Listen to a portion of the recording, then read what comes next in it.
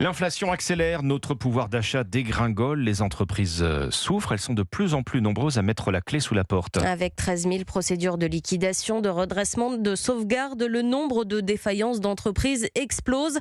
35% de plus sur un an au deuxième trimestre 2023, selon le cabinet Altares.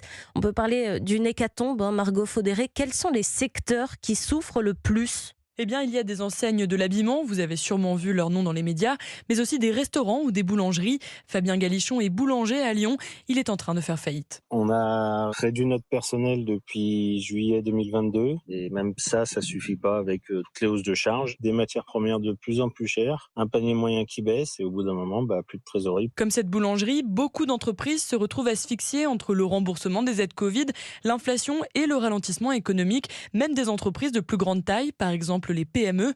Une situation inquiétante pour Thierry Milon, le directeur des études Altares. Sur ce deuxième trimestre, nous avons près de 56 000 emplois qui sont menacés. C'est un chiffre que nous n'avions plus vu depuis 2014. Et face à ces difficultés, certains entrepreneurs pourraient tout simplement renoncer à relancer une affaire, comme Fabien Galichon.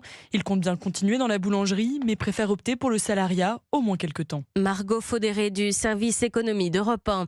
Alors que la dette publique a dépassé pour la première fois le seuil symbolique des 3 000 milliards d'euros au premier trimestre, Gabriel Attal prévient ce matin dans les colonnes du Figaro, un effort global sera demandé aux Français en 2024 pour réduire cette dette.